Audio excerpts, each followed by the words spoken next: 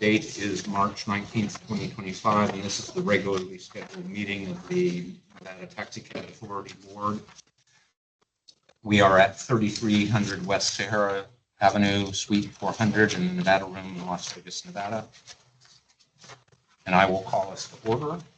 The record should reflect, Madam Secretary, that Vice Chair Soderberg is present, Member Decker, Member Graff, and myself.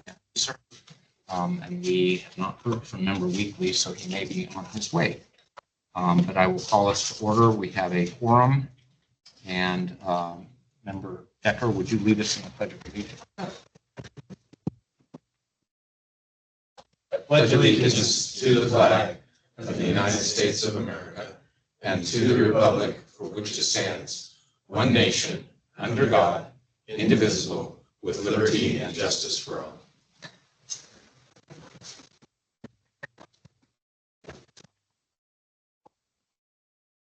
Based on affidavits and confirmations of posting and view of the agenda, it appears to me that this meeting has been noticed and posted in compliance with the Nevada Open Meeting Law. Madam Secretary, you concur? Yes.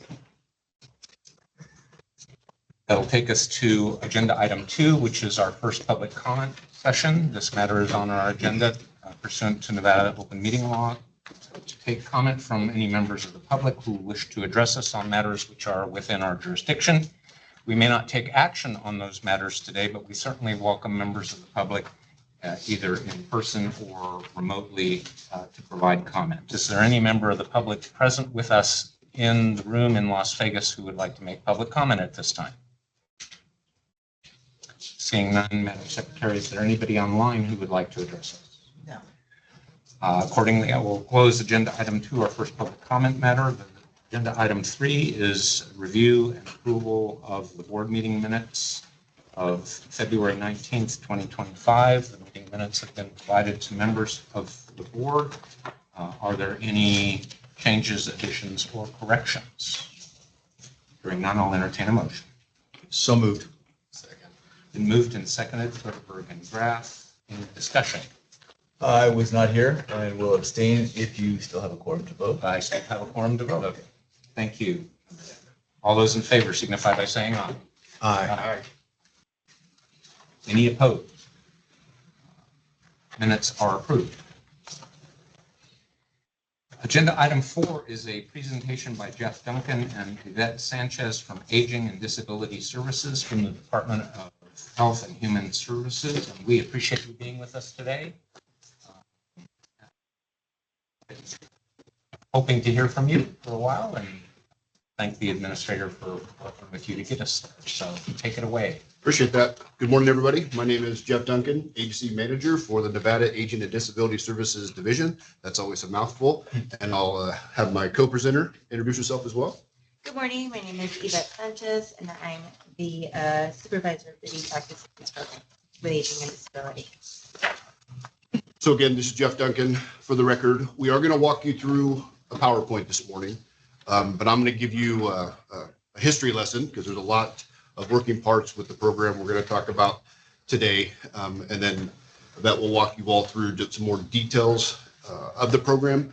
We're happy to answer any questions at any point in time, of course, and then plenty of time at the end if you have questions. So if you don't mind going to the next slide, please. So I'm going to give you a history lesson just so, in case you're not familiar with the Taxi Assistance Program, it's had quite the evolution over the years. Won't bore you with details, but I will start by saying this program was founded back in 1980, and it used to fall under the Taxicab Authority. And that was just for older adults, and the program was named Senior Ride. Then, according to my research, based on the NRS changes, it appears in 1989, then individuals with a disability were added to the program.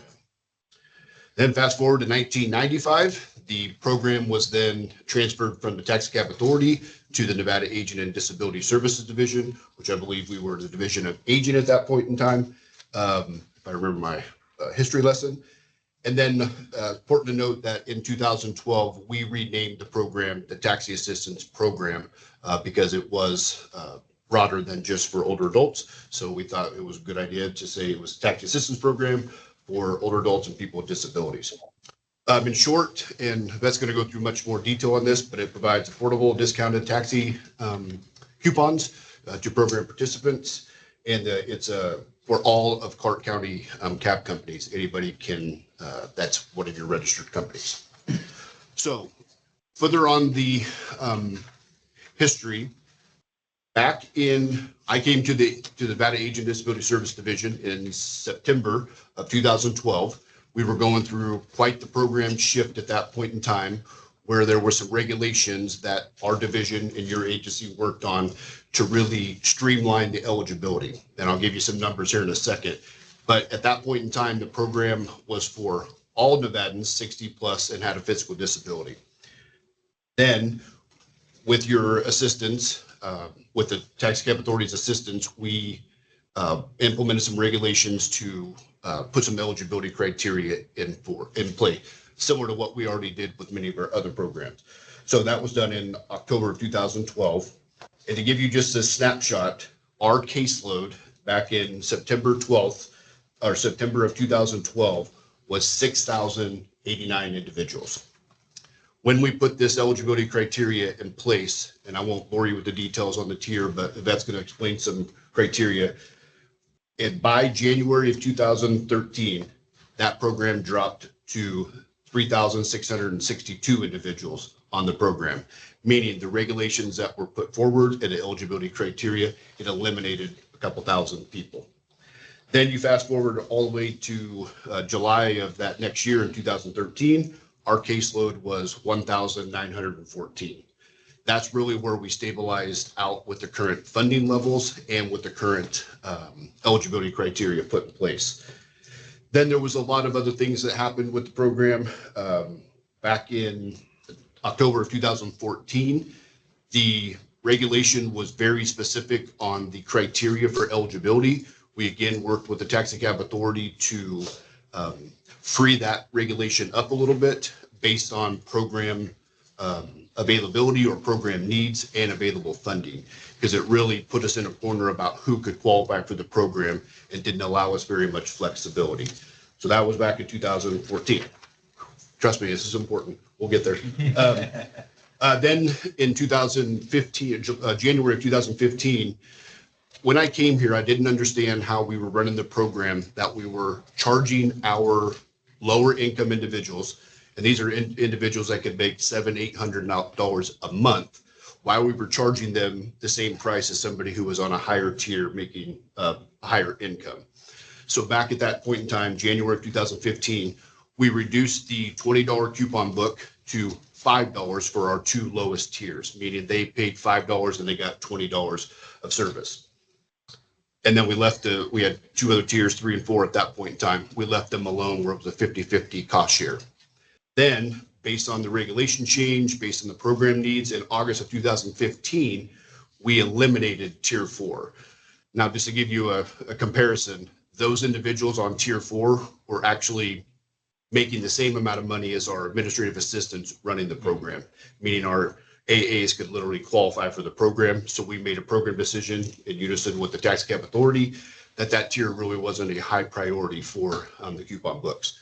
That freeing up additional funding for the lower income individuals.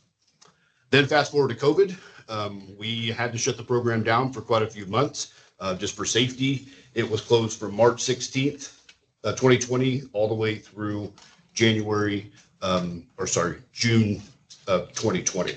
That was very unfortunate. Our administrative assistants and program team did a phenomenal job of following up with our program participants to make sure they were okay at that point in time, but we did have to shut the program down. Now I'll close by saying this. You kind of heard the caseload back in 2012, and you're going to hear the caseload here in a second. What is our number? Total? 508. So we're at 500 individuals on this program right now. 6,000 back in 2012. That's not just because of support from the Taxicab Authority because they've always supported this program. We went through some ebbs and flows with utilization. I'm not sure if you're all really familiar with how our state does our budget sometimes. I'm not sure what how often your report gets, but what you spend is what you get the following year. Based on some of those regulations I walked through, it was very hard for us to manage utilization. So basically, whatever we spent that previous fiscal year, whatever the base year was, is what we got in the upcoming biennium. Even if we put together projections saying the program was needed, we could utilize X, Y, Z. That's what you're seeing today as a very slim, almost what it's under $500,000, I think, total that comes to the agency to fund this program. Back in 2012, it was obviously millions of dollars. So I just want to make sure we're clear. We haven't cut the program. It's literally been about utilization because of how we've done funding at the state. We could probably do more and more. We do a little bit of education and outreach, but if you build it and they come, we got to be able to support it. So with that, let me make sure I hit all my talking points. Yep, I'll pass it over to Yvette to do the next part of the presentation. So next slide, please. All right, thank you, Joe. So again, Yvette Sanchez, Supervisor for the Tax Assistance Program, also known as TAP. So TAP is an income-based program for single individuals that are applying. The income limit is $46,950. For those applicants that are married, the income limit is $63,450.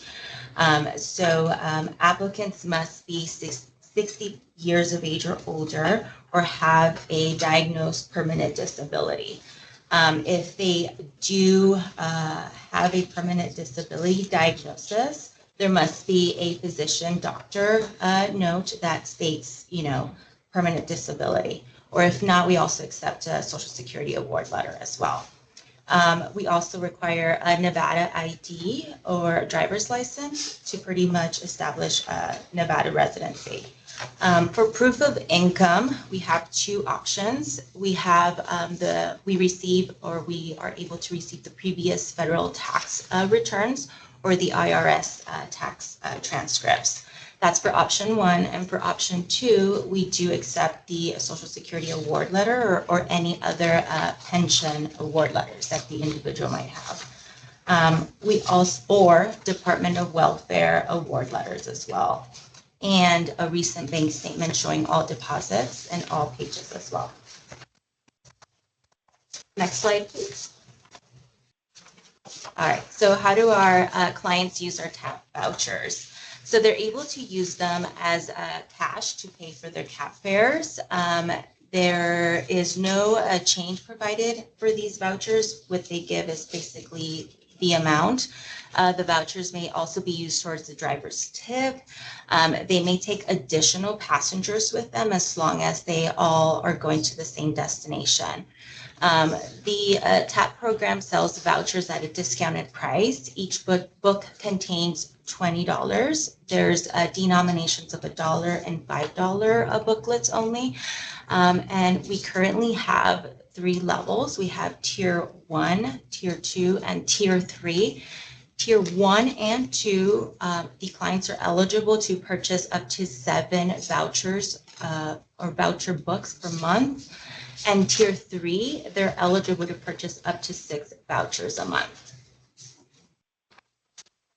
And like Jeff was saying, our current caseload is 508. We do have 483 senior clients. This means 60 years plus, and we have diagnosed disabled clients that are 25. Number 25. Okay, next slide, please. All right, some of our benefits and challenges. So our benefits, are senior adults that are 60 plus have the ability to have discounted prices available to ride in these taxi cabs. And this also includes for those that are diagnosed with a permanent disability. They have this option available to them. Their mobility is enhanced. So now they can have rides that take them to their doctor's appointments, to the groceries, to errands, to whatever extracurricular activities they have. And because of this, their independence is fostered. Some of the challenges that our clients have shared with us is that they have a hard time when they're calling the taxi cab line to speak with a live person. When they're trying to get their ride, it's a challenge, in trying to get someone to come and pick them up. Therefore, the wait time is also a long wait time for them. It's, sometimes they might take more than 30 minutes. And sometimes there might not be no shows, basically. And others have reported that when they're using these vouchers for payment, some of the taxi cab drivers don't accept the vouchers as payments. So those are some of the challenges. Next slide, please. So how do you obtain a TAB application? You can find it online on our TAB program nb.gov website. We always upload the most recent TAB application. Also, potential applicants could call our TAB line at 702-486-3581. They can request for an application to be mailed to them or emailed. Next slide, please. All right, and here's our contact information. You can email us, call us. We do have our centralized line, which is the number I just shared, the 702-486-3581, and our email address as well. So thank you, Yvette. This is Jeff Duncan again for the record. We'll be happy to answer any questions. One thing I wanted to mention at this juncture is that we are also working closely now with the Taxicab Authority on potentially trying to move away from paper vouchers. As I joke often, it's not 1942 anymore. I'm not sure why we're using paper instead of some electronic, but there's a lot of moving parts that both agencies need to work through to make something like that happen. But we definitely have an appetite to move this program into the new century here. So conversations have been going. So we just got to work out some logistics. Now we're happy to answer your questions you might have about the program. Questions? I have one question. So my understanding is that the TAP program is funded by the fees that the Taxi Cab Authority collects from the industry.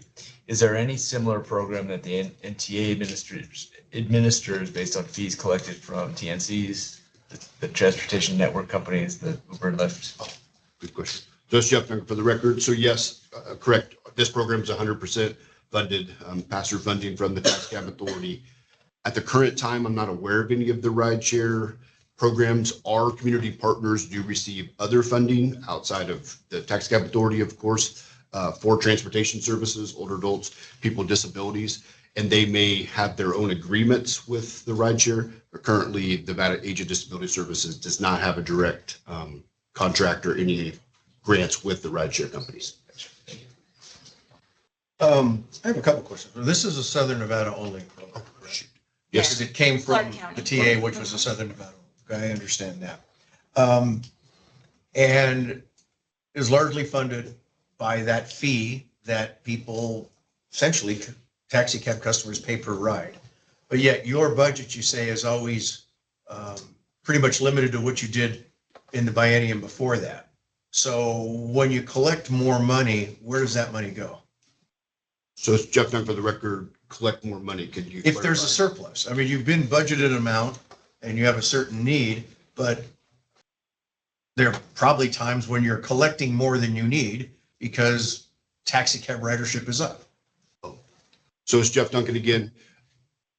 I can't speak to the fund or the fee. That would have to phone a friend on that. What we do is put forth a budget, just like we do every biennium, saying that we have, and now we used to have 4 PCN positions, state talk, with this program. We've reduced that because of the utilization to only 2 administrative assistants now work in this program, and we've integrated that within our customer service team. But we don't get the luxury to ask for additional funds. It's literally always been based on what you've spent in the previous year, as far as our direct service line item. Of course, we still have the personnel, administrative costs, rent, phones, et cetera. Sure.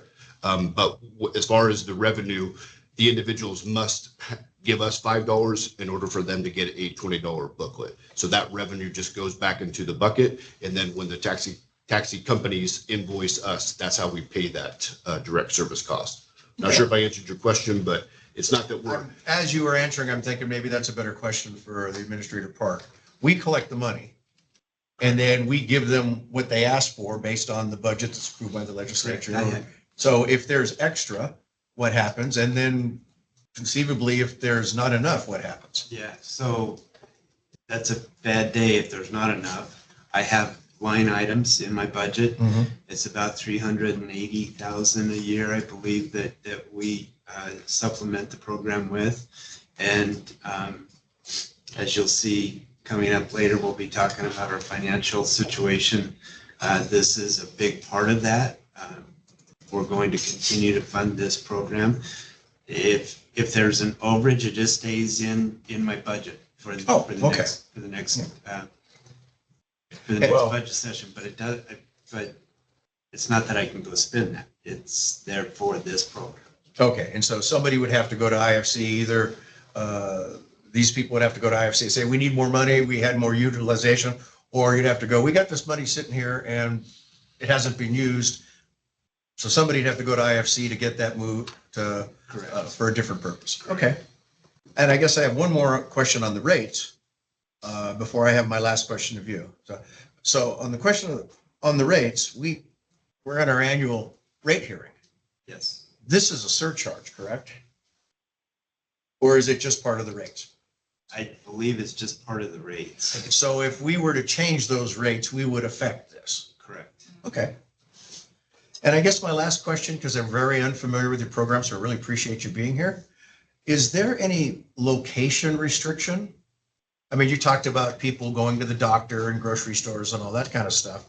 Is there a limitation of where they could use these things, or if they just want to go play slots, they can do that too? yep. So it's Jeff Duncan for the record. That is correct. We don't limit what they do with the coupon books. We know that the majority use it for doctors, grocery store, other social events. But as far as the availability, it's really wherever the catchment areas are for the companies. We mentioned in that slide about some of the concerns, and that's where our individuals will call and say, I'd like to set up pick me up, or I'm here, can you come get me? And we've had some challenges via our participants telling us that sometimes it's a little difficult getting a cab to pick them up.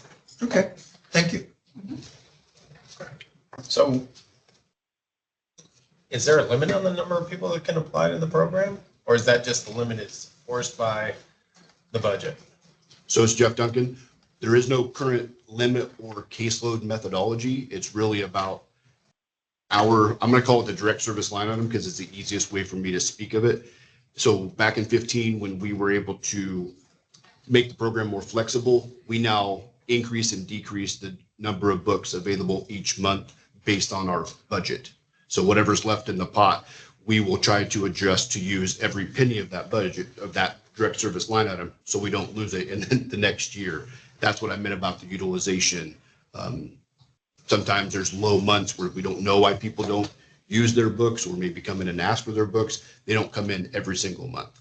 So that's why we're always kind of chasing that number, because it's not a per person cost. It's all about their utilization. So in 2024, did we use all of the money? Yes. Okay. And the population of Clark County has grown since 2012, right? The number of people that should be eligible for this program is likely grown at the same rate, right? Yep. Mhm.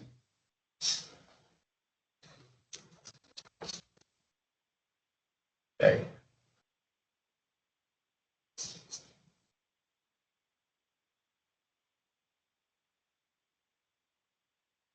And so currently, and one of the questions that I had, I think you answered it, is that there's only two people that are running the program right now. So Ms. Sanchez and somebody else? So this is Jeff Duncan. So there's two individuals fully funded by the Taxicab Authority funding, but she is a supervisor, doesn't get paid by any of those funds. We just integrated that within that team.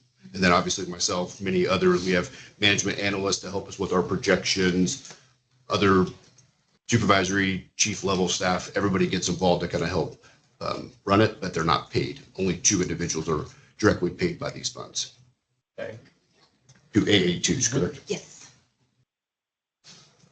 Go ahead, Tom. Member Grab, when I first came in and I learned about this program, I had some discussions within the agency about us taking that program back. I approached Mr. Duncan about this, and it took me about 3.5 minutes to understand that it's not something that we want to take back. I think that they do a great job at running this program, and I don't think fiscally it would be feasible for us to try to take that program back. I think there's days that he would love to say, here you go. But just in talking with Mr. Duncan recently, it cost them over $10,000 to just print the coupon books. So something that we're going to try to do is get a credit card program. It's not as easy as flipping a switch though. And Curtis Mel and I are going to work on that with these guys to try to make it even more efficient. In listening to him, you can hear how slim it already is. But we're going to try to make a better program. Because my mother was on a single income, and I was so happy when somebody would just pick up her lunch bill when she was in a restaurant. This program's needed, and I fully 100% need to and want to support it. I don't know. The purpose of the question is the fact that we shouldn't have 508 people on this program. I should have 6,000. I agree. 10,000 people on this program. That's my point of the question. And I'm not saying that you guys don't do a damn good job with the 2 people you got that are running the program. I'm saying you are doing a good job, but we need to increase the number of the people in the program, and we need to increase the budget if we can, in terms of, going forward. And everybody knows that there's budget issues and everything else, but I also don't want to say that we're happy with the fact that there's only 508 people in this program. I don't think anybody on this board is happy about that. And that's not you guys per se. That is an effort that has to be made to make it good. And I think that when it's no skin off of any of the people in this room as to whether or not these people utilize these vouchers. They get paid either way. I'm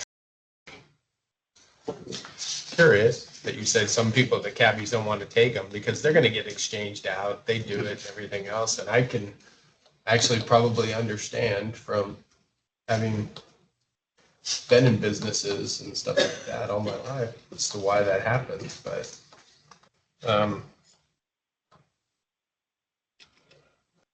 okay. And just because Dr. Weekly isn't here, the reason why you're here is Dr. Weekly was the one that was kind of spearheading the reason that we wanted to get people brought in here. We were talking about the statistics and that sort of thing, and the people that use it and the people that don't use it. So just sure, it's scheduling and that sort of thing. But if he was here, I think he would be saying that we need to increase that number. And how do we go about doing it? And how do we help to get you funded and that sort of thing? Maybe we need to have more conversations about that. If I could speak to your point, Sure. This is Jeff Duncan again. So these individuals that are on the program are also receiving other social services through our agency. And we don't do a ton of outreach because again, the more outreach we do, the reduction of number of books other people will be eligible for. So let's give you a quick example, and you guys are going to have to hold me to this. I don't know they used to tell us the coupon book, one coupon book, $20 would get them like the first 5 miles of a ride. Is that the same now? About. So then over time, we've been down to $2, $3 books per month. So then the individuals were telling us, well, that's not even worth me coming in because that's literally going to get me 5 miles and then not even back. So that's one thing we have to guard against is if we build it and they come, the more people on the program, the less amount of books everybody gets based on their current funding. So to your point, yes, more funding, we could serve more people at the same level. The administrator's got plenty of money in his budget. Well, what was that? We're going to talk a little bit later today about. So I want to understand, you do have to turn people away. You have to say the books, there's no books. So it's Jeff Duncan, we don't have a wait list, not correct. We don't have a wait list currently. It's just just being transparent like we always are, we just don't go out and recruit a lot of Right. people. We think 500 people right now in the program for the funding level that we're at in our direct service budget is a probably pretty good fit. We're on pace right now to potentially be a little short at the end of the year based on our current utilization and number of people. So therefore, we haven't put a wait list in place, but we may have to reduce the number of books in June to make sure we don't overspend this budget, if that makes sense. So, but anybody would come in, we would still screen them for the program. If we got 100 new applicants, we would have to take a step back and say, now do we need to drop it down to only 5 or 6 coupon books per individual per month? That's why we have our management analysts watching the data. So the 200 and, did you say 208,000 in the budget? About 300. About 300. 380,000. That isn't all going to coupon books. It's going to support the whole program. Correct. Okay. If you know, do we have a regulation that sanctions refusal by a driver to take a coupon? Yes. Okay. And I want to just, final problem-solving question to both our guests and to the administrator. If I'm understanding what we're hearing, your agency doesn't know what other resources, other agencies may be mustering for similar purposes. So it's Jeff Duncan. Oh, we know the other transportation options in the community, absolutely. Many of them that we fund directly through Older Americans Act, some of our tobacco settlement dollars that we get, that specific statutes for transportation. Those aren't for cabs, though. We don't have, I can't speak to that. Right. Our community partners can assess the individual's need and do a plan about what best meets their, I guess, their treatment plan around transportation, if you want to call it that. Many of those would be a bus, or they run their own cars with volunteers or their own drivers, et cetera. Not many of our partners. Exactly. Yep. Because a lot of our individuals don't really love the ride share. They don't like to use the apps. So they like traditional transportation. As a follow-up, it would be interesting to know what our colleagues over at NTA do, if anything. You may know. I'm assuming nothing with the TMCs. I think you're right. I'm not aware of any program. Well, that was a question I asked, and I think the answer was no. Yeah, they don't. Well, that he didn't know if, you don't know if the TMCs or the Uber and Lyft are doing anything. So it's Jeff Duncan, not directly with the Nevada Agent Disability Services Division, but some of our community partners, I do know contract with the rideshare companies. We just don't regulate that, but we fund it. I just can't speak of a program, but we just don't have a direct contract, but we don't limit our partners. We let them do a person-centered plan about what meets the needs of that individual, whether it's a person with disability, older adult, and then they kind of hold their own agreements with the company. Any other questions? What community partners? Oh, it's Jeff Duncan again. I should have brought that with me. Here in Southern Nevada, Vegas, Helping Hands of Vegas Valley, familiar with them. So they are one of our largest transportation providers through grants, that we give them a grant to serve individuals 60 plus. So they may hold an agreement with a rideshare company. I know the CEO very well, so I know that she actually does volunteers, hires her own drivers to provide that transportation, doesn't quote unquote farm it out. So other NGOs. Yeah. Just real quick, how many of the 508 are disabled as opposed to over 60? 483, I believe. I think it was Hold on. 25 and the balance was saved. 483 senior clients and 25 disabled clients. Okay. And then how many are tier 1 and 2 versus 3? Oh, that's a good question. But the majority would be tier 1 and tier 2, and then the lower would be tier 3. I don't have the specific number on that one. We can get back to you on Yeah, that. we can get back to you. Wait, on I that just one. wrote it up for legislative testimony because we're defending our budget next Wednesday. So, and how many books do you think you give out every year? So it's Jeff Duncan. We're sorry we didn't bring all that data. We didn't know you would get into that level of detail, but But we will get it for you. We'll get it to you. Okay, great, thank Just you. send it to Administrator Carter. Gotcha. Any other questions? Thank you very much. We appreciate you coming in and edifying us. And I'm sure Dr. Wheatley will look into this with considerable attention. Thank you for having us, and if Mr. Weekly wants to come speak with us directly, or I can meet him, have past interaction with him in other realms, so happy to do it. Okay, thank you. Thanks, guys. Thank you. That takes us to agenda item 5, which is industry discussion. This matter is on our agenda to accept comment and suggestion and complaints and whatever from members of the industry. Is there any member of the industry that would like to address us at this time? Pardon? I'd like to ask him a question before he leaves. Oh, sure. Sure. Don't go away. Just get ready to scan. I'll take this as an industry I'm sure you know comment. the answer. Mariano Concha, Deluxe Taxi General Manager. These coupons have an expiration. So what happens is a lot of guys take the ride and being seniors, they're expired. Obviously, I'm pretty sure we all eat it because we never call TA. What's the reason for expiration? I'm sure it's the budget. Sure.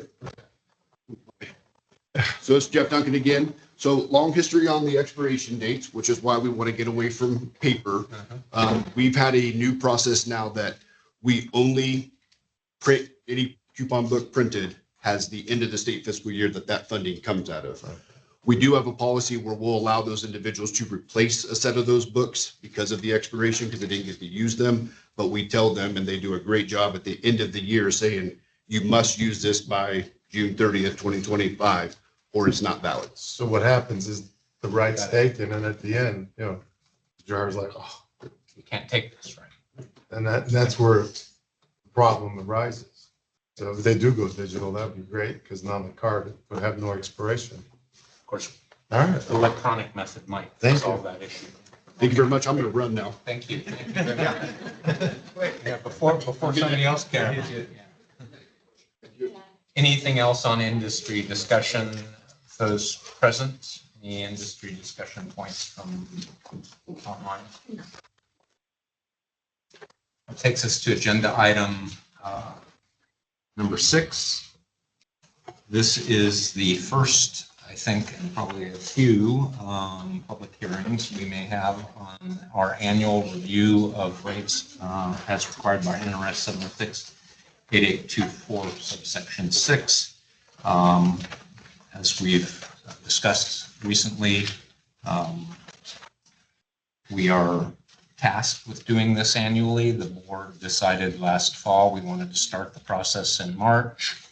And this would be the first such review that we would be conducting after the last general rate case that we performed. I do know that members of the industry may want to address us on this today because I think they need some more time and for us to continue this. But Ms. Rushton, do you want to kick it off? Yes, sir. Good morning, Chairman, members of the board. For the record, I'm Kimberly Maxon Rushton with the law firm Cooper Levinson, appearing on behalf of the Livery Operators Association. Chairman Reeser, want to start by thanking you for opening up this rate making docket. I think it's an important time to have the initial dialogue. What I also wanted to ask is that we be able to continue this throughout June and possibly into July. And the reason why is because, as the authority board may recall, the LOA has hired Jeremy Aguero to put together a proposed matrix for consideration as to how we will move forward with the rate case consideration in the future, looking at specific objective factors that we could utilize that in the event that those are met, and it's an automatic 1%, 2%, 3% change. And again, this is just hypothetical, but I think it's a good framework for us to certainly consider and would put in place something that we could use, as I indicated, long term.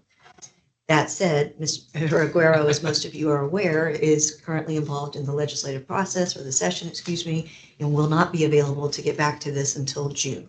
And so with your permission, and also Chair Reeser, as you know, there's a likelihood that fees could change or could come up, additional taxes, other cost considerations for the industry to consider as they come forward and request a rate change, if any.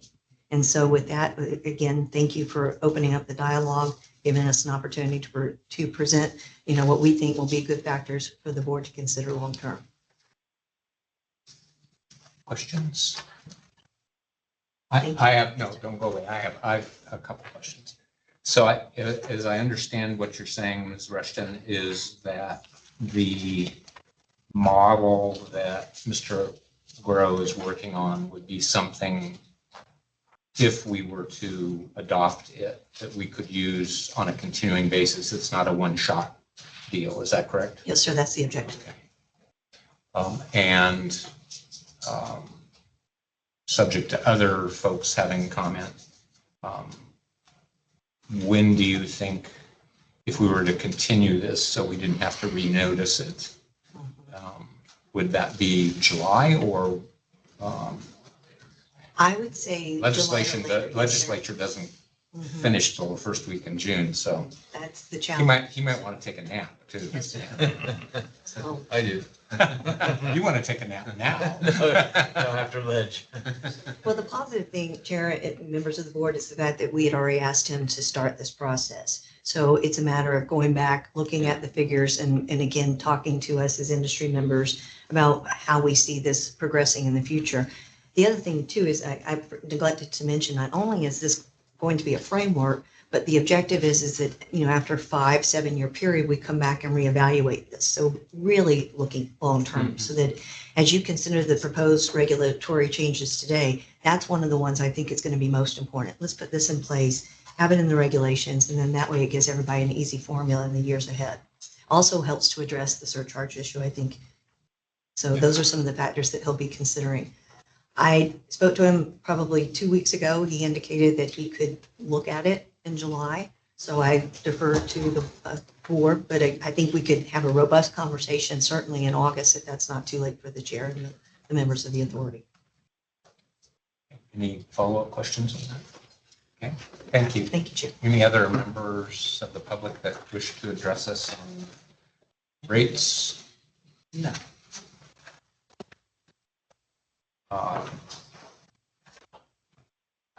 Unless other board members feel differently, I'd entertain a motion to continue this public hearing till the August meeting. So moved. I'll second that motion. Been moved by Decker, second by Vice Chair Soderberg. Any further discussion? Member Administrator Park, you have any heartburn on that? No. Okay. All those in favor signify by saying aye. Aye. So done.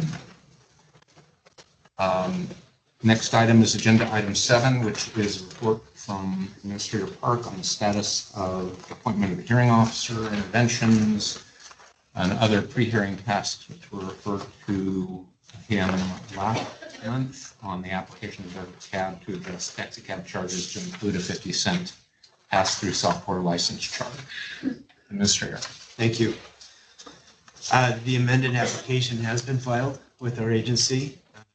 A notice was sent to the newspaper about the amended filing and renewed deadline for interventions. Interventions are now due next week by March 24th. An order, I've issued an order appointing Lona Webb as the hearing officer, and a pre-hearing conference order is in draft form right now. The pre-hearing conference will be held shortly after the intervention deadline, which, like I mentioned, is March 24th. So that's the update for this month. Any questions from members of the board? No question. Thank you. Thanks. Any public comment?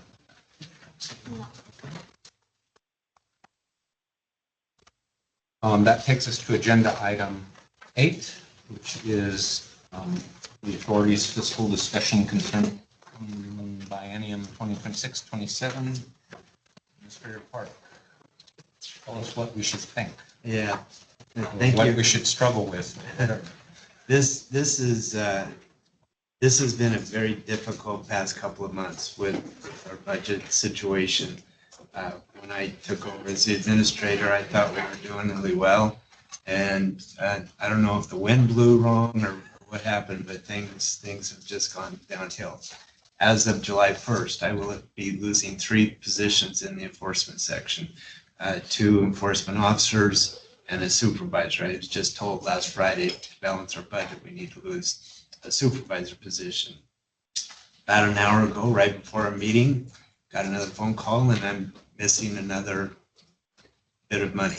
And I have no more positions to lose. So we're looking at cutting some other things, not the TAP program. I'm dedicated to that program. Not to say that has not been discussed in the past. By statute, I have to have $200,000 in the budget to be able to fund that program. So anything above the $200,000 is what it is where the problem is. There's been a few things that have really made this happen, I believe. One, last IFC, as Member Decker knows, I was given 4 new positions. Those positions, I was grateful to get those. Those were based on some things that the previous administrator had done. And then I finished it up. But those were based on projections moving forward. As you all know, the rides have gone downhill. They've flattened out. I testified at the legislature a couple of weeks ago about that.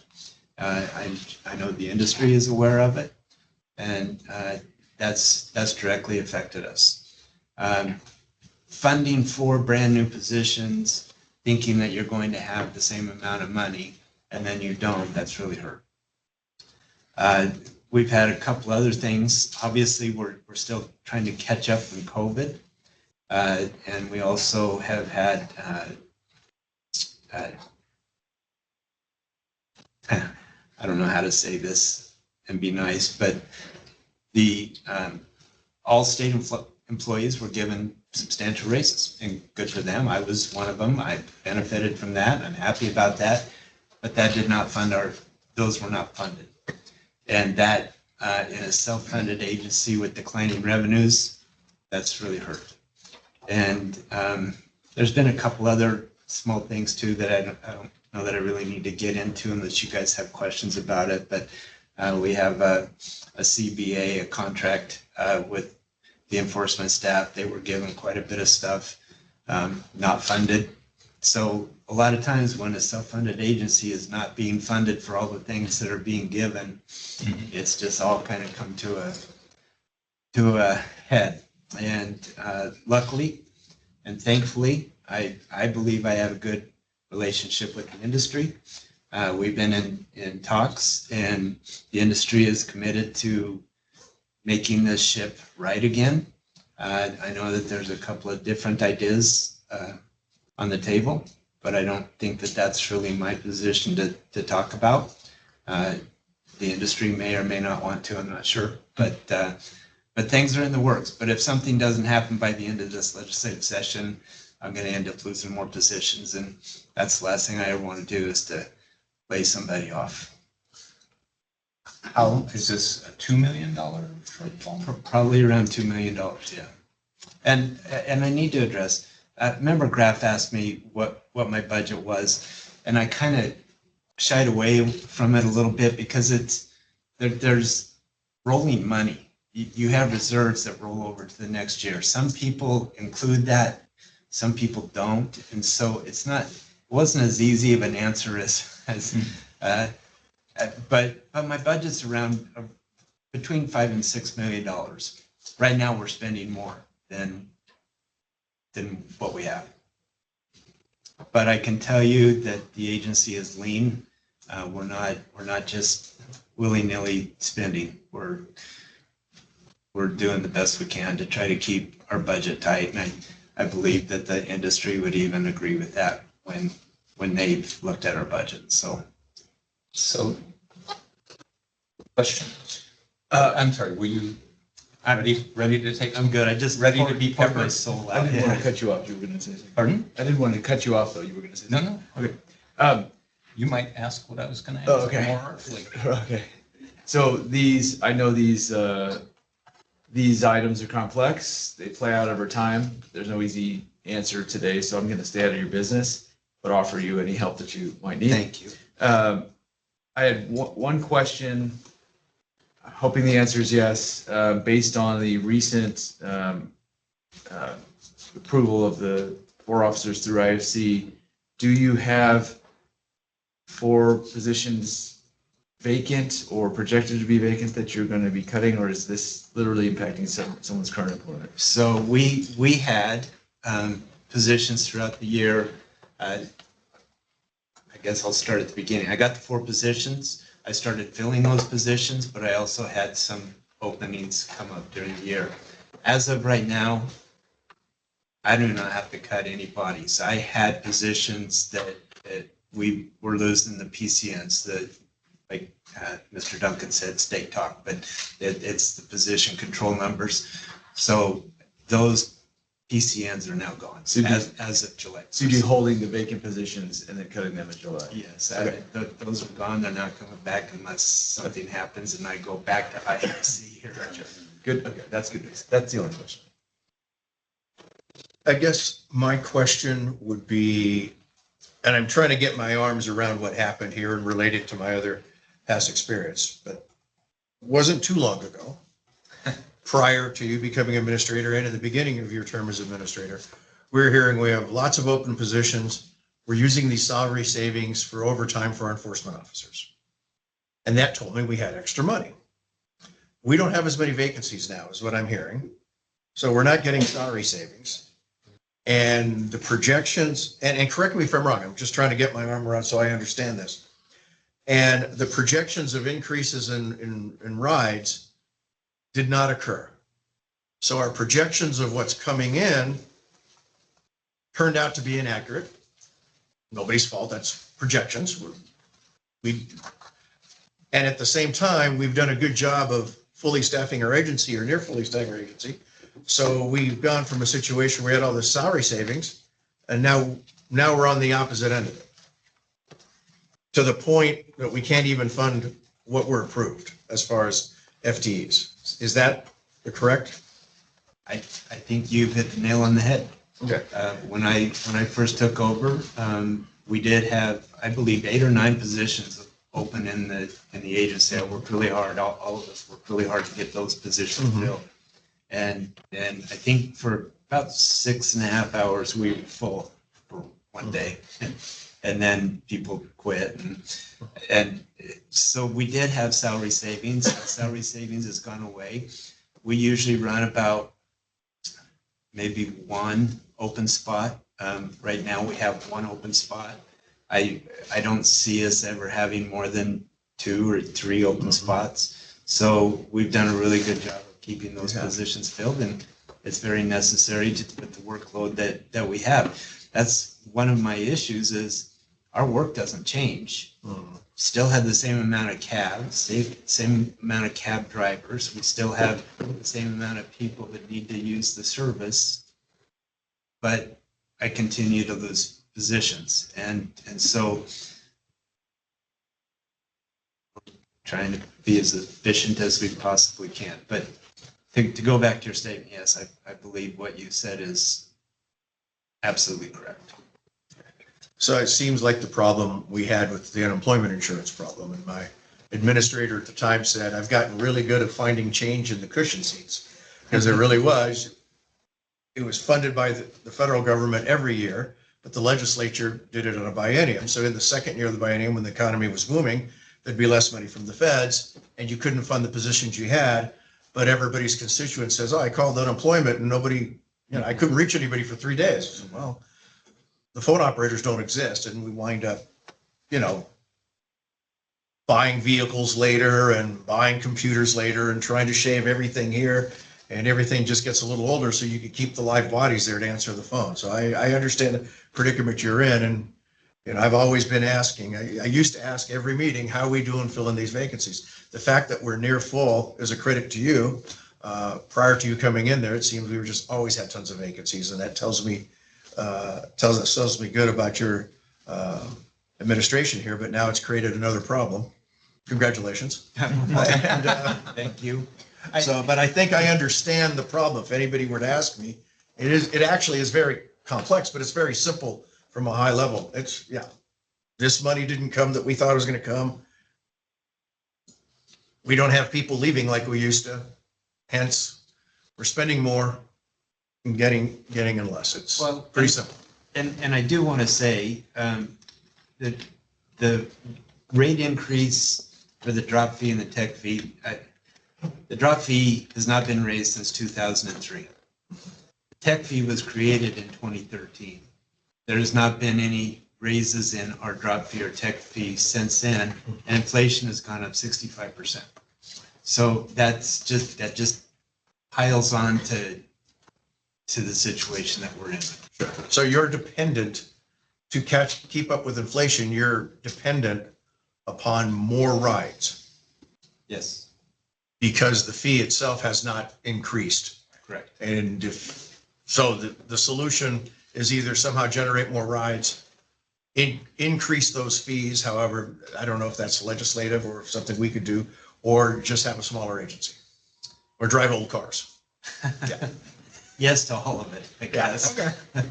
Oh, well, I think Member Soderberg brings up a good point that we might want to clarify, which is, especially since we continue to rate review till August, is that I don't remember that the board does have the authority. It has to be legislated. Is that correct? That's correct. Seems right. So that there's an NAC about the tech fee portion of it, but definitely on the drop fee, all legislative. And sorry, one more question. Oh, yeah. Do we have a bill? When I say we, does the Taxicab Authority have a bill to increase the drop fee currently? The Taxicab Authority does not have a bill, and again, I'm gonna defer to the industry because I'm working with them, but I'm kind of on the sideline for that, and they have been gracious enough to fly that flag. You, on that particular issue, don't believe that the director can get something through the money committees? I think the director is working at this as well. Questions? So you said your budget is $5 to $6 million. That's the biennium budget, right? Yes. Okay. So then the shortfall that we're talking about that's a biennium shortfall, the $2 million? It's a biennium, yes. Okay, all right. Just want to make sure I understand the magnitude. And member Graff, I'm pretty sure that that's what it is. If it's different, I will definitely let you know. Oh, I get it. And you're not an accountant. We're not accountants. I get it. Thank you. And those numbers change as you go, and I get that.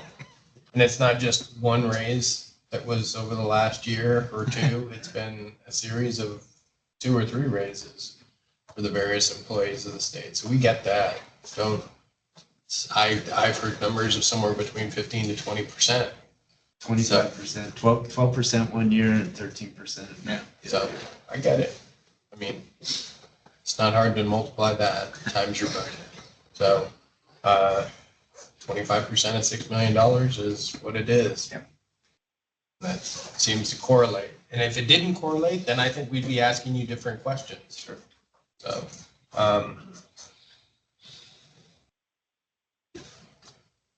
I would like to hear from the industry as to. I have a couple questions before we do Yeah. that. What's the drop fee now? The drop fee is 20 cents. The tech fee is 5 cents. So every ride, we get 25 cents.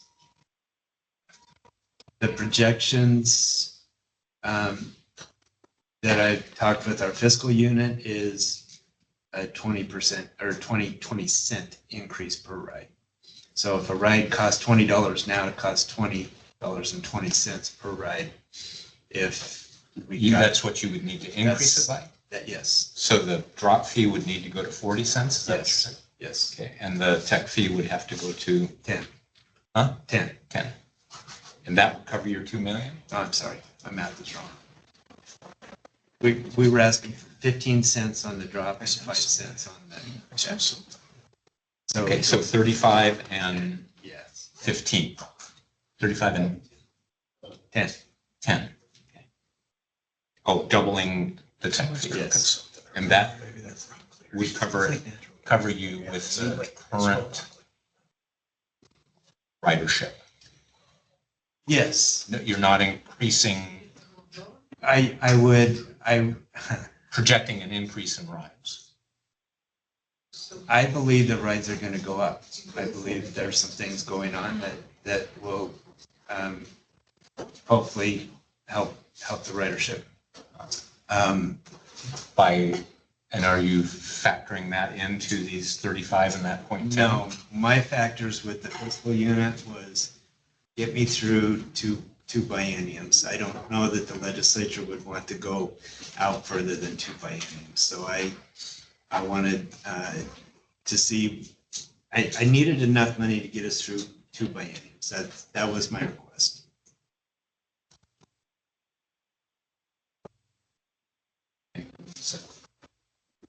While he's doing that, what is the basis for your belief that ridership will increase? I think being the administrator, I'm trying to look down the road, new technology, different technology, being able to help the industry get more rights and by utilizing technology. Whether or not that can happen, I don't know, but I'm open to looking at the regs, possibly even changing some statutes if we need to try to help the industry out to get more rights.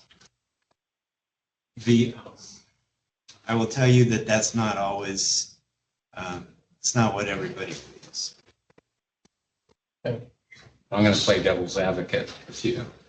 I hope it's not true, but my guess is that, and the industry can throw tomatoes or whatever, that we should not plan on ridership to significantly increase over where it is unless there is a tectonic shift in the way the taxi cab industry can compete against TNCs. I think that we're kind of in this stasis because both are at kind of a zero-sum game as to what they can take from the other. There's some people who just won't get into a TNC, and there are efficiencies for the TNC serving the, strip, but elsewise, I think we're in a, I think most of the commentators say we're kind of in a space where there's kind of stasis for a while, and some major technology change is going to have to occur. I hope that's not true, but I don't think this is just one board member. I don't think it is responsible to assume ridership increases dramatically one way or the other. But I will say that the drop increase and the tech fee increase that you're suggesting, we're talking about between a 50 and a 60% increase in those. Given the length of periods of time since anything has touched those fees, and the rate of inflation that has occurred during that time frame, and the cost of employment that has gone up in that time period. You're not the only.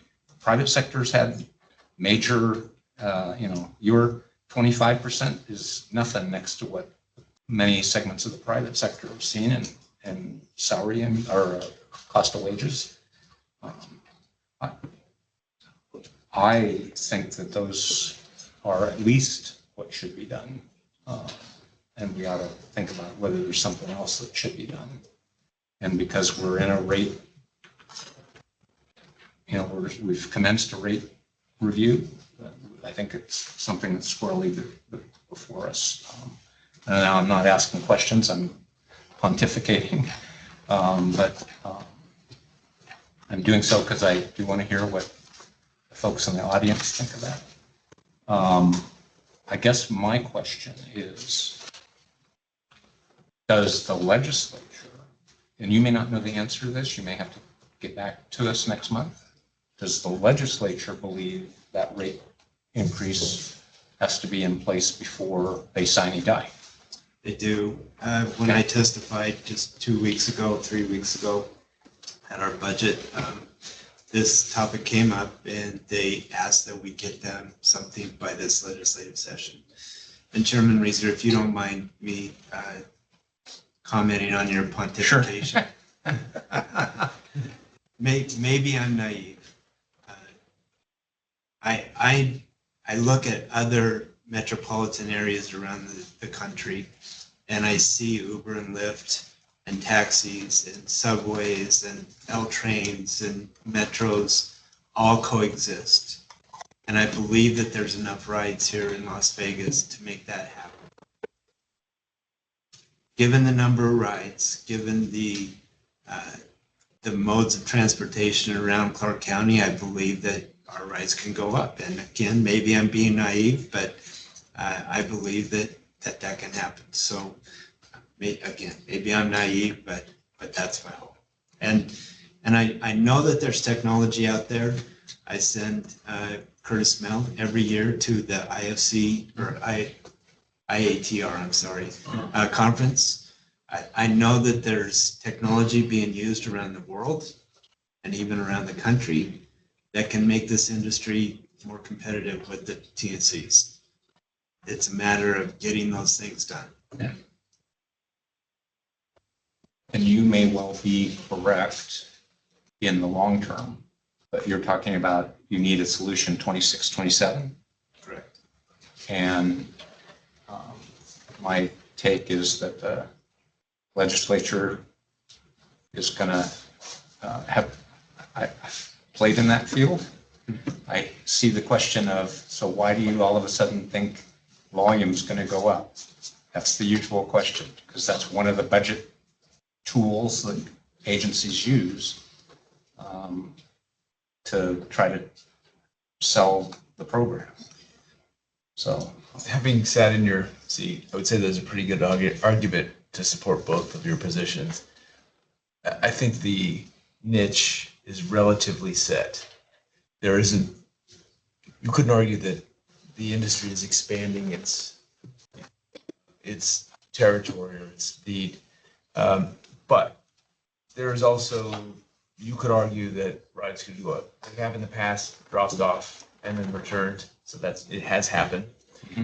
You could also say, given let's say a fixed niche, that if the convention authority believes that visitorship will be up over the next few years, it's reasonable to say that ridership will be up as well. So,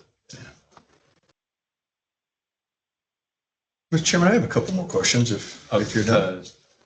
yeah, sure. And maybe Open it up to the maybe first of all, I understand the problem. Your problem is in the projected budget for the next biennium. The problem isn't the end of this biennium. We have from now until July. We're good. We're good. So it's the projection.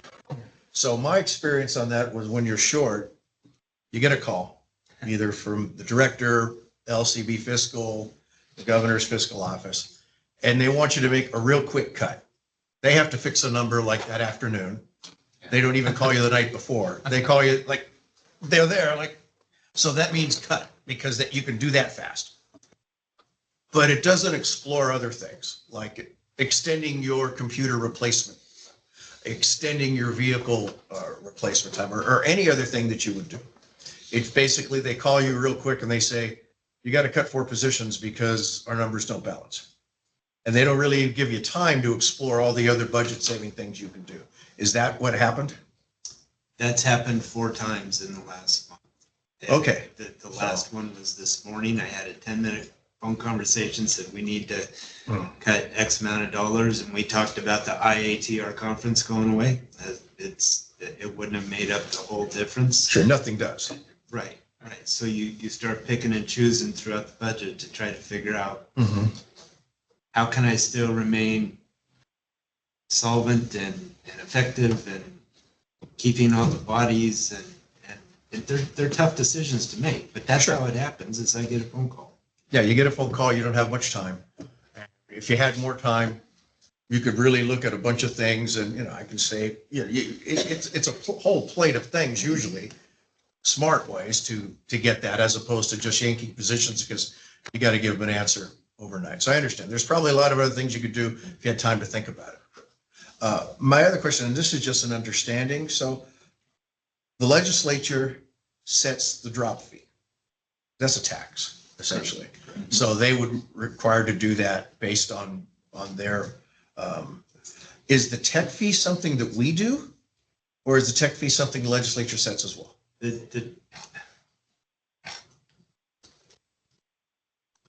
I'm not 100% sure, but I know that there's an NAAC that allows me to change that tech fee.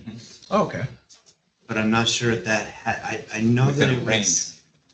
Yes, but I know that in 2013 is when it came into existence, and I believe that that went through the legislature, but I think Ms. Rushton may have more information about that. She was. Okay, and I think that's and then something internally you need to look at. If you have a range and you're not at the top of the range, and it's something either you can do or we can do, that's, like I said, that's on that plate of many things that save you the 2 million, if that's possible, and I don't know. But I understand that. A lot of times you just don't go to the top of the range, and then all of a sudden you really look back in time like, why didn't we do that? My understanding of the tech fee is it was a situation where they talked about raising the drop fee. Nobody wanted to do that, so the tech fee was created. There are limitations on what you can use it for though, right? That's why they call it a tech fee. There's huge limitations on what it could be. I would imagine so. But the 10's going up 5 cents, you can use it for the purposes you need. I can. Yes. Okay. Other questions before anybody in the public or the industry want to tell us how to solve it? Or what your reaction is to our solution might be? Good morning, Chairman, members of the Authority Board, Administrator Park. Apologize for not saying that earlier. Yeah. For the record, I'm Kimberly Maxon Rushton with the law firm Cooper Levinson, appearing on behalf of the Livery Operators Association. Consistent with the administrator's comments earlier, we have been in discussion with respect to their budget. Having been a former regulator, I'm familiar with the weird aspect of state budgets and how they work. And I know that Vice Chair Soderberg and Member Decker are familiar with that process. And I will tell you in part, one of the reasons why you have a budget deficit is because the TA maintain reserves. And in 2000, when COVID hit, everyone was allowed to close down. And as a result of that, you didn't have any incoming revenue, and that impacted your budget. But in addition to that, I can tell you almost across the board, other state agencies are facing the same budget issues. DHHS, who appeared before you today, has a $41 million budget deficit.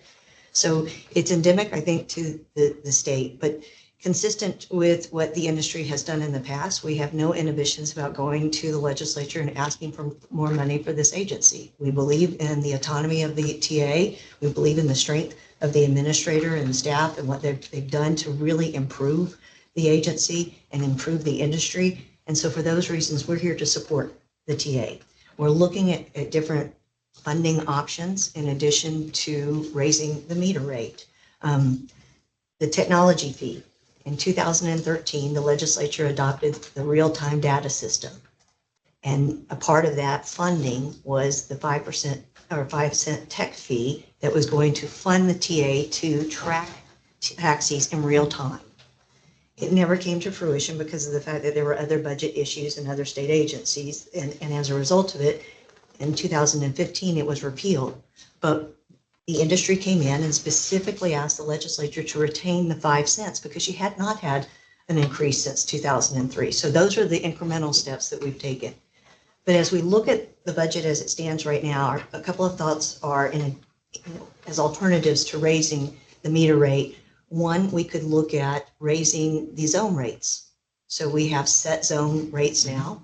We could raise those by, I think our estimate is approximately 60 cents. That would close the budget deficit. And it wouldn't have so much of a direct impact on your locals because that would be individuals coming off of the airport.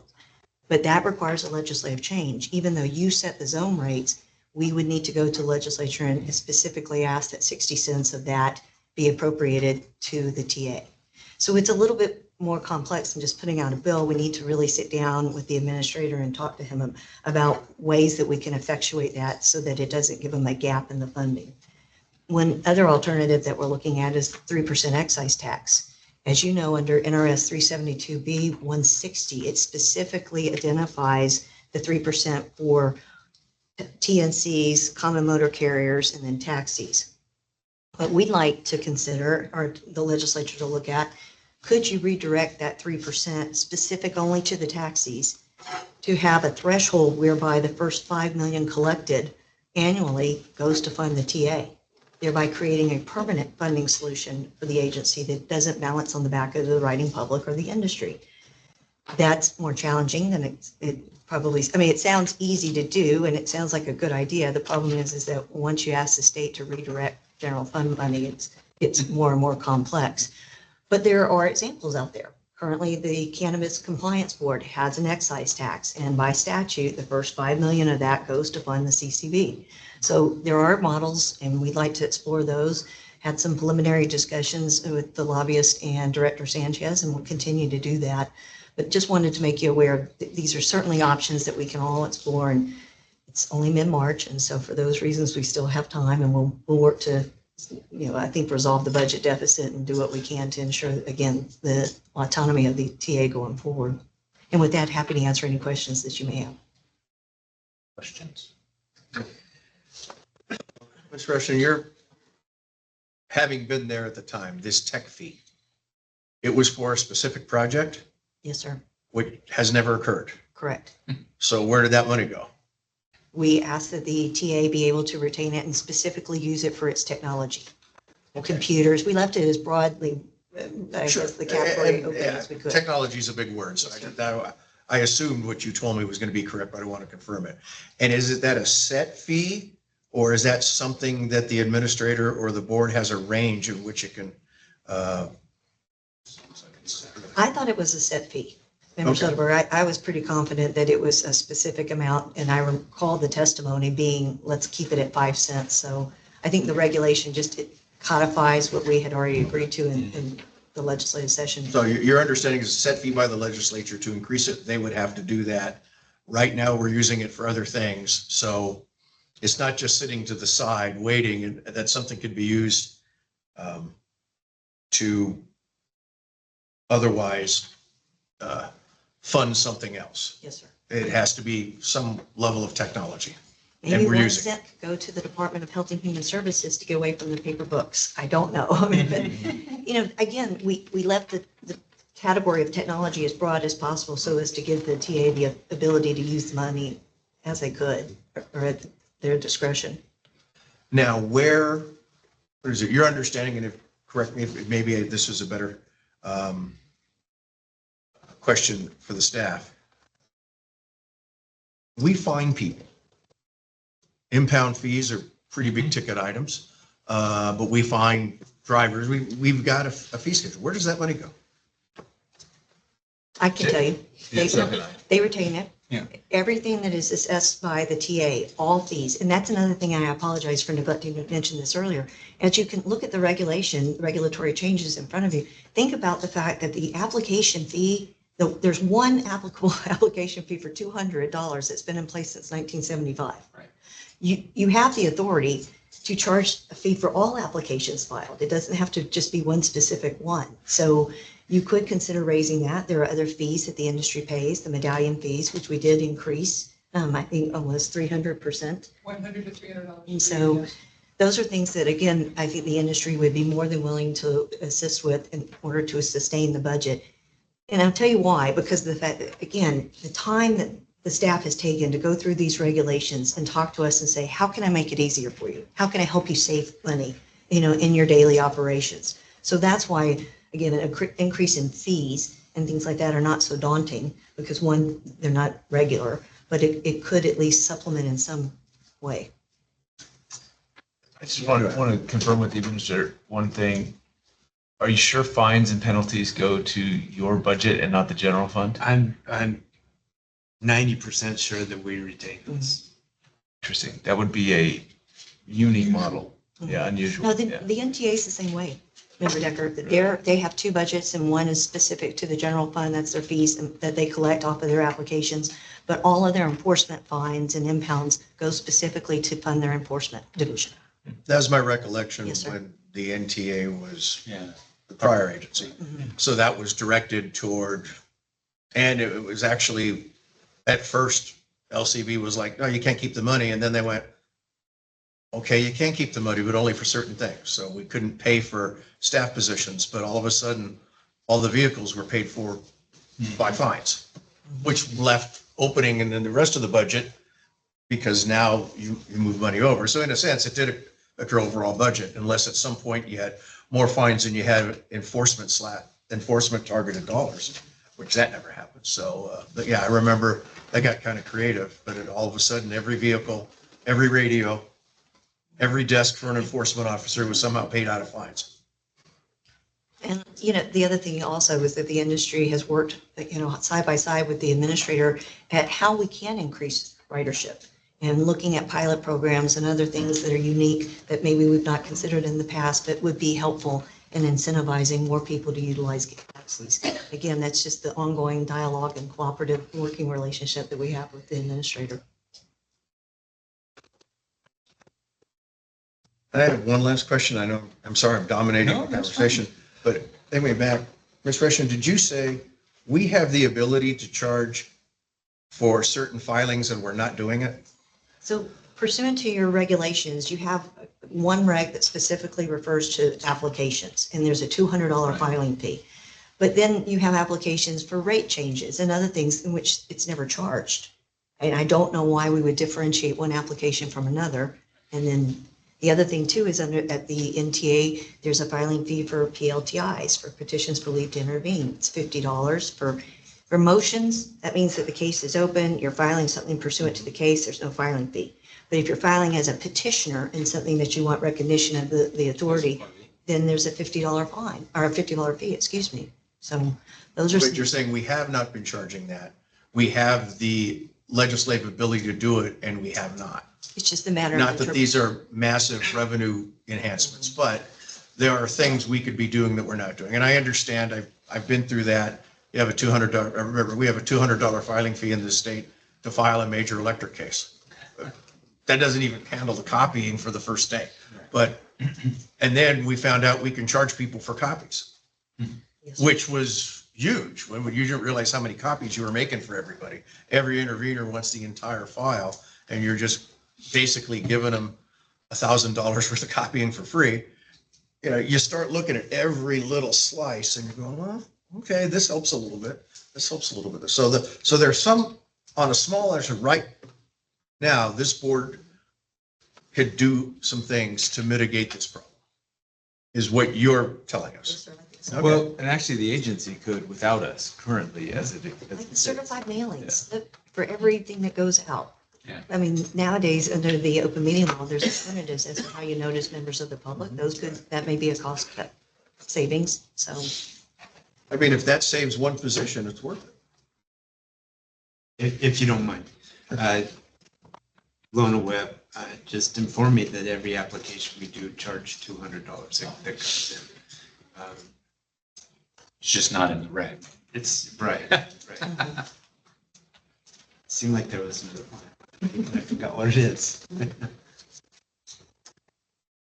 I get Ms. Rushton's point. There's lots of levers that you could move. You don't necessarily have to do it all with the drop or the technology fee. But I guess what we need to know within a relatively short period of time is what do we need to do that get you across the finish line with the legislature? Again, I'm kind of on the sidelines as far as I believe the industry is really pushing that ball down the field. There's things that Member Soderberg brought up that we can try to do. And to be honest, I haven't been in the position long enough to understand everything that we could do revenue wise. We used to have fingerprinting in-house. For whatever reason, the fingerprinting went out and was outsourced. I want to bring it back. I was just told that I don't have the statutory authority to do that. Can't find it in the regs where originally in 1979 that was done. I don't know why, but we spoke with the industry about that. The industry wants fingerprints to come back. I want it to come back, but we just can't make it happen yet. So the industry is going to work on that. What I think with that, Administrator Parks, to further his point, is the fact that if you charge a fee, again, everything goes to the legislature. So you currently have the statutory authority to do the background checks and send the fingerprints to the central repository. So that's in place. It's a matter of whether or not you charge for the fee, the operation of taking the fees or the fingerprints. So that would be included in a budget also, or in a BDR that we submit. In what committee? Senate Labor and Commerce or what? Member Graff, it kind of depends, because at this point, you're going to specific legislators and asking them to give you a bill. And so it may be that you go to, Speaker Yeager and you ask him and he holds it and then directs how he wants it to go. No, but that's why I'm asking. Yes, I don't know if you have any thoughts on that as of right today or no. No, sir, still working on the details and everything. And then with respect to what is the best path, because the hard thing would be to say, let's redirect the 3% and then go down the road and that not be feasible. And so I'd rather work it out early behind the scenes with respect to fiscal analysts from LCB and everybody else to ensure that we have the right plan in place. Okay. What is your or the industry's outlook on ridership?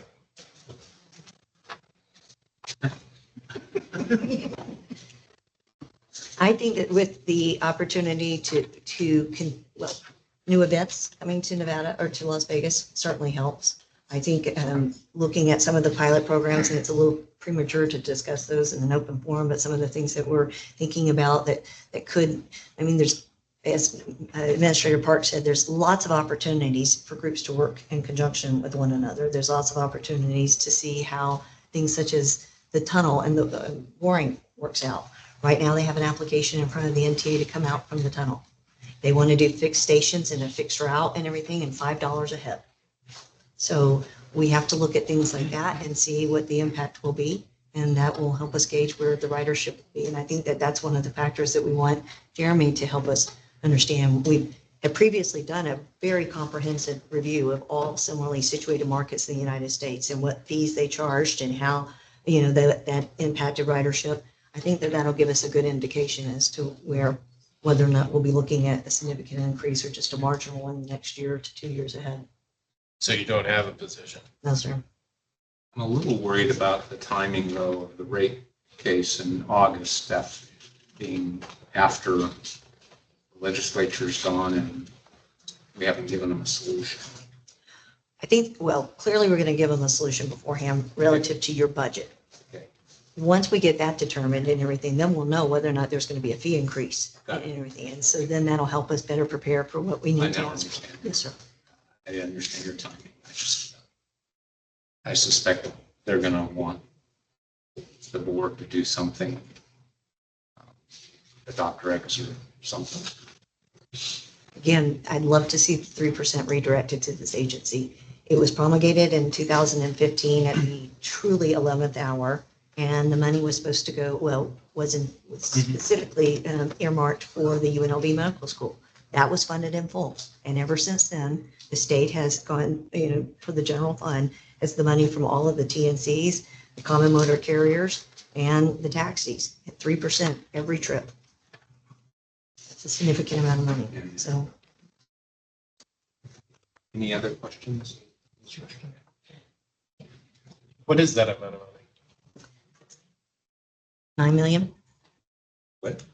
I believe it's around 9 million. For total, for common carriers, Yeah, the whole- TNCs and the Oh, whole no. cake. I think that may, I think that the money is much higher than that for all three collectively. Yeah, You think it's about 9 million for cabs? that's taxis? That's what I understand. Yes, that would be, So we do, what is it, 300 million and you'd ask Total? for 0.5 million annually, 9 million biannually, or, I mean, again, we could. 3%, I'm just. We could go back down.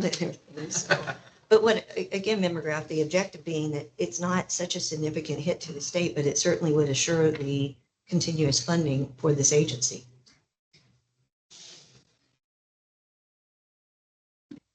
And it doesn't conflict with the original intent of the imposition of the 3% excise tax.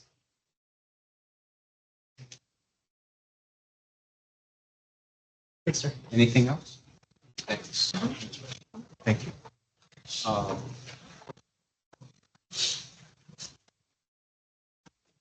Anything else we need to think about at this point? No, it's just, it's such a difficult, complex situation. And I'm just thankful that the industry is really better by this. My suggestion to the board is that we continue this matter till the next month too. Because I think we're gonna have to be flexible, have it on an agenda till the legislature departs. So we can take action if we have to. We're meeting after this meeting, Mhm. workshop to talk about regulations, and I'm more than willing to try to help the industry freshen up the regulations in a way that will help the industry. So that I just wanted to throw that out there. If there's nothing else, we'll move on to agenda item 9, which is our monthly reports. Yes. Thank you. Member Graff pointed out to me the first page is 18.3% decrease. So Thanks for stealing my thunder, Member Graff. well, while this conversation was gone, we were all flipping the pages to see what the numbers were. Well, as you can see, I think February historically is a month that's usually down a little bit anyway, but as you can see, didn't even make 1 million rides for the month compared to last year. What we did go over 1 million. The employee revenue trips, obviously, again, that's in red figures. Same with leases. Monthly combined trips, again, is just the first 2 months of the year, but you can see that the rides are down. The year-to-date comparison, this is just kind of a conglomeration of the first four or 5 pages. And I met with the staff yesterday. We actually have employee trips revenue and the lease trips. I want to put an actual total amount of trips, which is on one of the other pages, but that will be all inclusive for all of these statistics together. So next month you'll start seeing that total trips on this page. The medallions have not changed. Go into the agency stats, you'll see that the numbers are even down with that as well. I understand that some of the conventions that were in town, fewer people at the conventions even in February. So I think our stats probably reflect lower rides, lower people in town, fewer people in town, and I really don't even know what to say about it. It's not much more I can't say about it, to be honest. But I'm happy to answer any questions if you guys have any questions about any specific. Decker, questions? Looks good. I guess I do have one quick, just to make sure. I'm looking at the combined trip comparison. It looks like it was relatively stable in January, actually slightly up, but February was that big drop off. So it is your understanding that we didn't have any difference in the events, did we? No. So it was essentially what you're saying is. Yes. We had Super Bowl last year. Okay, so that's huge. So maybe what we're looking at in 2024 was not an accurate number. It's inflated because. It's inflated because of a major event. Yeah. And it is your understanding that we might have a little less participation in some conventions. That's what I found. Okay, but Super Bowl is the big thing. So if we had this chart, and I'm not suggesting you do it, you've got enough on your plate. If we had it over 4 or 5 years, February might not look so bad. Yeah. We're only comparing it against an unusual February. And I can get those numbers for you. We go back that far. I'm just, you've got plenty to do. I'm just, so I understand in my head, like I said, the Cliff Notes version, 2024 was an unusual February. It's not a typical February. One extra day also. That's right. My sister's a leap year baby. It was a big party. February is typically not a great month on the strip. Right, but Yeah. what I would imagine then, if we had the time and didn't have all these other issues, and if we looked at it over 4 or 5 years, we might actually see that ridership's a little up in February's. But if you compare it to an unusual year, you're always going to have different things. So I'm not a reason to panic yet, is what I'm in my head doing that. When we hear Super Bowl and we hear the extra day, okay, it's apples and oranges, or at least Macintosh to Granny Smith here. So if we looked at 2023, it might be closer. I don't have the chart with me today, but our rides compared to pre-COVID numbers, Curtis, maybe you can tell me off the top of your head, but we're down a little bit compared to pre-COVID, but we're not down that much. Okay, well, thank you. Any other questions? No more questions. If you have questions, he said. Any directed enforcement last month? Yes, we have directed, actually, that's one of our larger opportunities for us to go out. We either go out to the airport or we go down on the strip and do directed enforcement at both those locations quite a bit.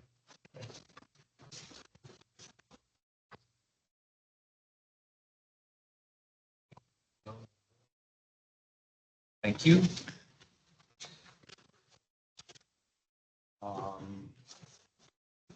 With Webb, anything we need to know? Okay, we need to know. I have nothing. I think we've already noted what should be on for future agenda items. We have that. Yes. That would conclude agenda item 9, unless somebody else has something. Agenda item 10, this is our second public comment session. This is on our agenda pursuant to the Nevada Open Meeting Law. We invite members of the public to address us on anything within our jurisdiction. We cannot take action at this time, but we welcome comments from the members of the public on things we should be aware of. Is there any member of the public present in the room who would like to provide comment at this time? Seeing none, is there anybody online who's anxious? Okay, that will close our second public comment. Entertain a motion to adjourn. So moved. Second. Moved by Second, third. Stover, second by Decker. Any discussion? Hearing none. All those in favor signify by saying aye. Aye. No nays. That is so done. Thank you. We will, we are 10 minutes behind our commencement of our workshop. We are going to take a break to 11:15 on the dot. We will